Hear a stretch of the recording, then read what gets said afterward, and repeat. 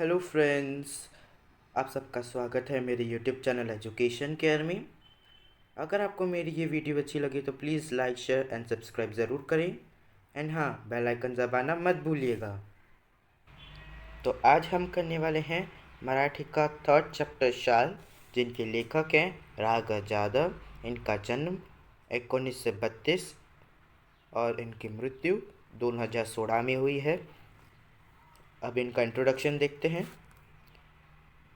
कवी, समीक्षक, ललित लेखक, साहित्याची जाण आणि बहुआयामी समीक्षावृत्ती यातून त्यांची समीक्षा विकसित झाली.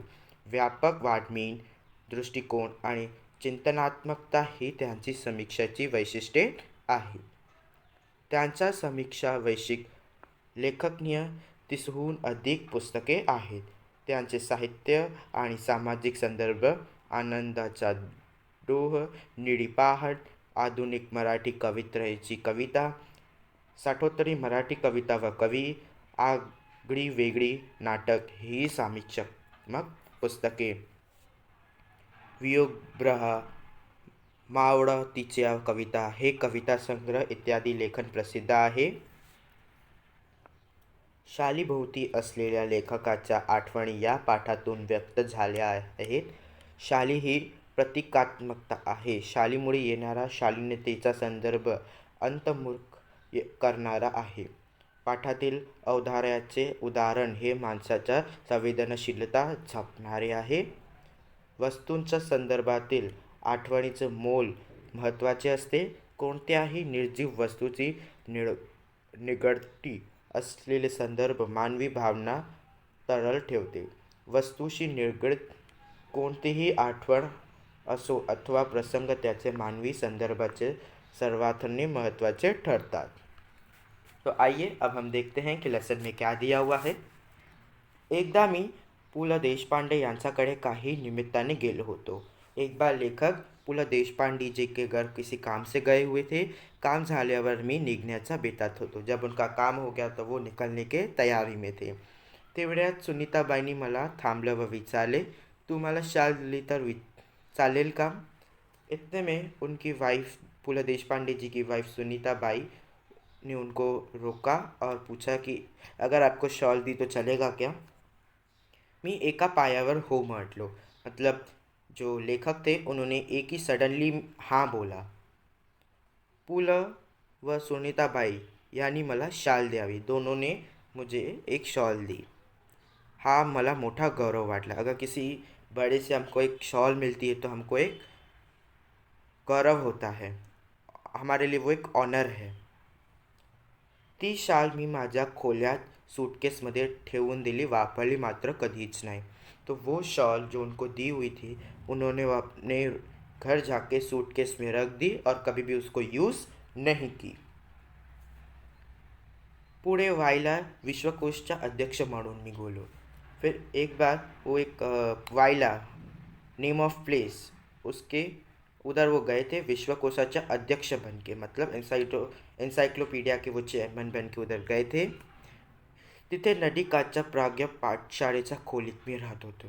उधर जो बैंक ऑफ रिवर है नदी काठच्या उधर हॉस्टल है प्राज्ञ करके, उधर उसके रूम में मैं रह रहा था. खोलीच्या दक्षिणकडील खिडक्या, मतलब जो रूम था उसके साउथ साइड में एक विंडो थी. वहाँ से कृष्णा नदी चिंचोड्या पहावर होता. वहाँ से मुझे कृष्णा नदीचा नॅरो स्ट्रीम दिख रही थी. थंडीच्या दिवसात एक बाई माझ्या खिडक्यात खाली घाटा छोट्या तटावर तिथे छोट्या मूल एका टोपली ठेवून मासे पकडण्याचा उद्योग होती. वहाँ ठंडी के दिनों में एक बाई थी, एक फीमेल लेडी थी. माझ्या खिड़क्या खाली, मतलब उनके विंडो के नीचे जो ब्रिज था, छोटा तटावर, कृष्णा नदी का जो छोटा तट था किनारा, उधर वो बाई खड़ी थी. और उधर तिचे छोटे मूल है उसका जो छोटा बच्चा था उसको टोपली ठेवून, मतलब बास्केट में रख के फिश पकड़ने चली गई. तिचे बाल कड़ाके थे, ठंडी ने कुरकुत रहता था. तो अब ठंडी के दिन थे तो वो बच्चा कड़ाके थे ठंडी ने, मतलब वो उसको शिवरिंग हो रही थी ठंडी के मारे. वो जो जो से रो रहा था. पण आई तिकडे बघत नव्हती. लेकिन वो गरीब थे, तो कुछ न कुछ तो काम करना था, तो इसलिए लेकिन उसकी माँ उसकी तरफ देख नहीं रही थी. मला मात्र राहावली नाही. तो ये देखकर लेखक को रहा नहीं गया. मी सूटकेसमधील पुलकित शाल काढली. तो उनके पास जो सूटकेस में पुलकित शाल मतलब पु ल देशपांडे की दी हुई शॉल उन्होंने सूटकेस में से निकाली. 5-50 रुपयांचा नोटा काढला. उन्होंने कुछ पैसे निकाले व त्या बाईला हाक मारला और उस जो फीमेल लेडी थी उसको बुलाया. खिड़कीतून ते सर्व खाली दिले आणि म्हटले. ये सब उसको खिड़की से दिया और बोला की त्या बाळाला आधी शालीत गुंडाळ आणि मग मासे मारत बस. मतलब कि पहला ये लेके जा और शॉल लेके जा और उस बच्चे को उस शॉल से व्रैप कर, उसको ओढ़ा दे और फिर तू जाके मच्छी मारने बैठ. या घटनेची ऊब पुलकित शालीचा उभपेक्षा अधिक होती. जो इवेंट था उस टाइम वो शॉल से ज़्यादा वार्म था.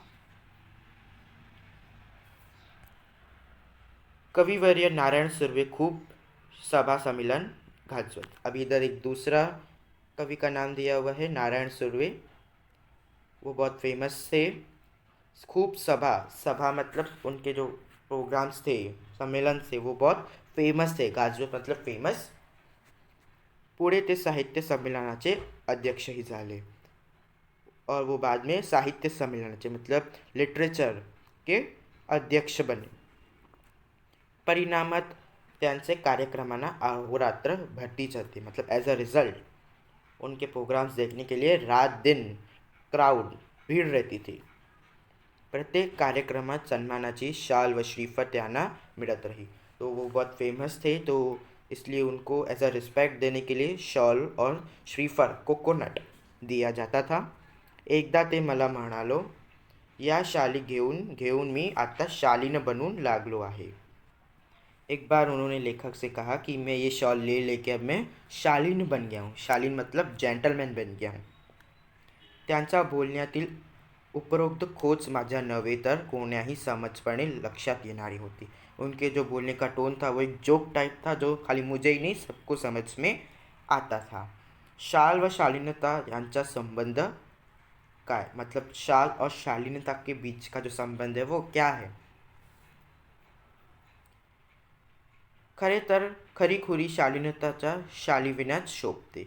मतलब रियल में मतलब अगर शालीनता पर्सन को अगर विदाउट शॉल भी उसकी शालीनता अच्छे से दिख सकती है. सुर्वे मुर्ताज शालीन मतलब जो नारायण सुर्वे थे वो बेसिकली शालीन थे.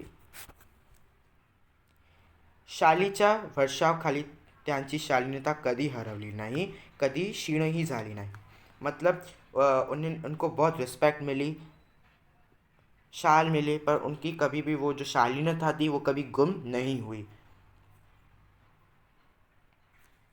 मी कविवर्यांना म्हटले मतलब लेखकने उन्हें बताया की शालीमुळे शालीनता येते असेल तर मी कर्जबाजारी होईन, भिकेले लागेन.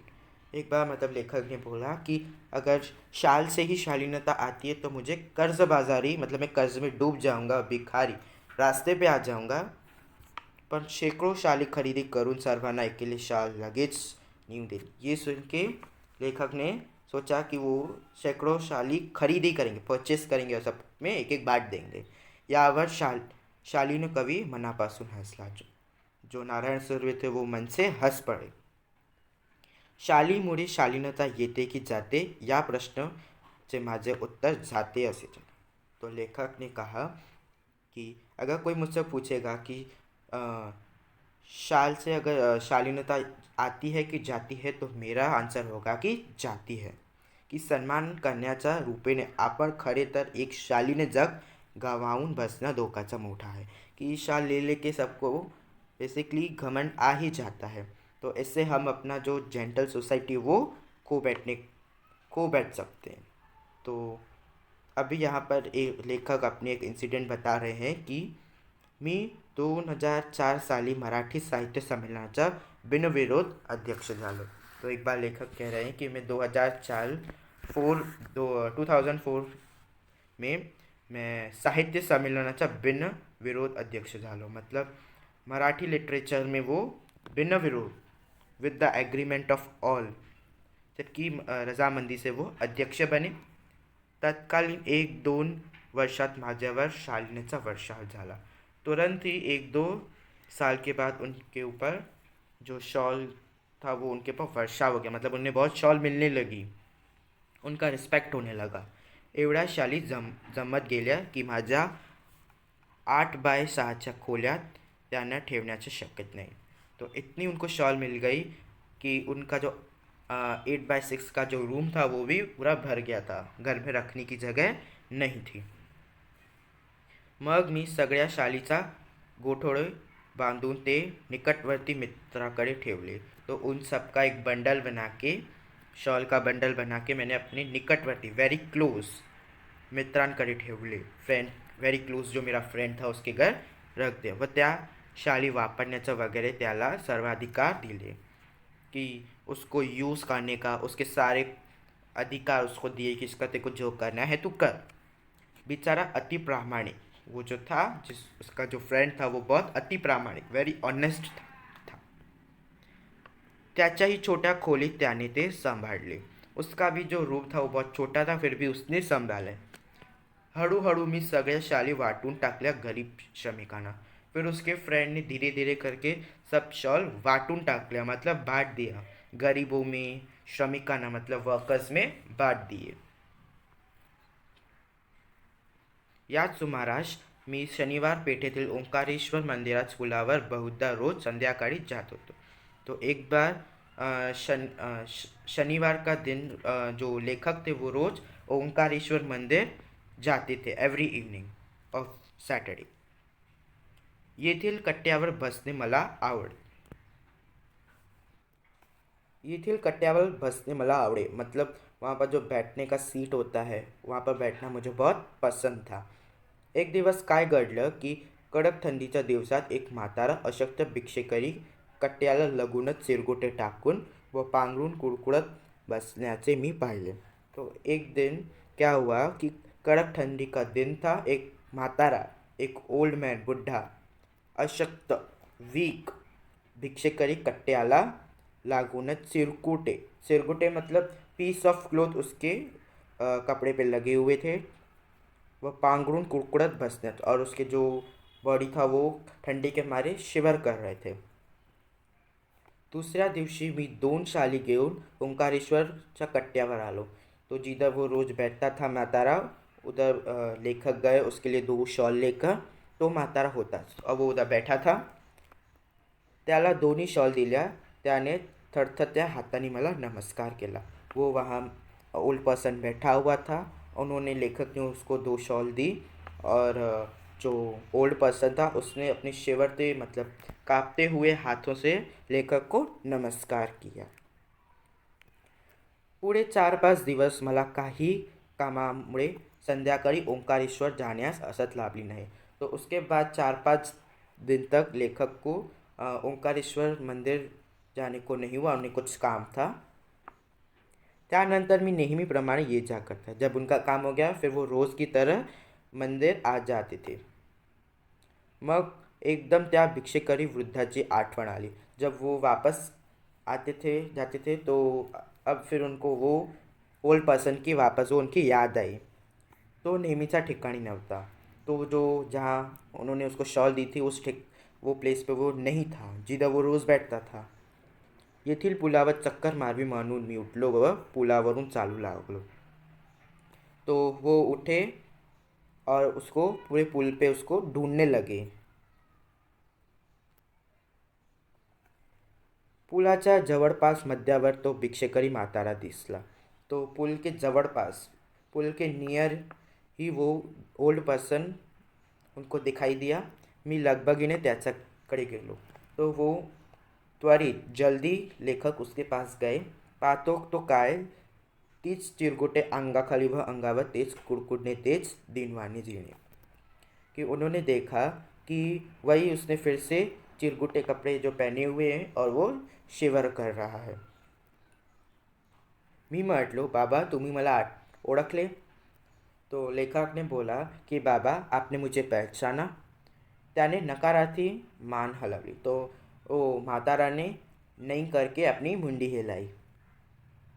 मग मीच म्हटले, बाबा 5-6 दिवसापूर्वी मी तुम्हाला 2 शाली दिल्या होता आठवते की मैंने 4-5 दिन पहले आपको 2 शॉल दी थी, अब याद आया? यावर माता यावर म्हातारा खुल्ला व पुन्हा हात जोडून म्हणाला. अब उस ओल्ड पर्सन को याद आया और फिर से हाथ जोड़ के नमस्कार किया.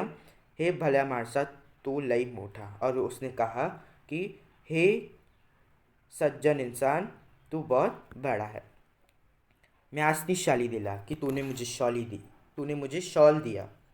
पण बाबा, म्या भिकायला शाली कशा शोभतील की? लेकिन मैं एक गरीब हूँ और मुझ पे शॉल कैसे अच्छी लगेगी?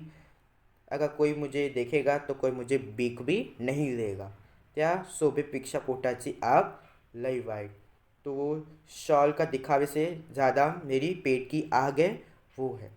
मी शाली ऐकल्यावर 2-3 दिवस पोटभर जेवून घेतले बाबा. की इसलिए अपनी पेट की आग बुझाने के लिए मैंने वो शॉल बेच दी. ऐकायला मतलब टू सोल्ड. उसने वो बेच दी और 2-3 दिवस पोट भर जेवून घेतलं. उसने 2-3 दिन अच्छे से पेट भर के खाना खाया. आमच हे अस्सल बिकट जीवन. यही ऐसी हमारी बैड लाइफ, हार्ड लाइफ है. तुझा लई उपकार हुए बाबा, कि आपका बहुत बड़ा उपकार कि आपकी वजह से मुझे 2-3 दिन पेट भर खाने को मिला. शालीची शोभा आणि ऊब व पोटाची आग आणि अन्नाची ऊब. जो शाल की जो शोभा और ऊब, वार्मनेस व पोटाची आग, भूख आणि अन्नाची ऊब, जो फूड ग्रेन्स की नीड. इसलिए भूखल्यास अन्न द्यावी, जो भूखे हैं उनको खाना देना. तहानल्यास पाणी द्यावी, जो प्यासे हैं उनको पानी देना. आणि हेही जमले नाही, अगर ये आपको जम नहीं रहा है तो तर अभज्ञानं सन्मानाची शाल तरी द्यावा. जो अनलकी पर्सन्स हैं तो आपको जो सम्मान में जब कोई शॉल मिलती है तो आप उनको दे दो. तो हमें यही सीख मिलती है कि हमें ज़्यादा ऑनर मिलता है तो कभी भी उसका घमंड नहीं करना चाहिए. और जो शॉल वगैरह मिलता है वो गरीबों में बांट देनी चाहिए और नीडी पर्सन्स की हेल्प करनी चाहिए. Thank you.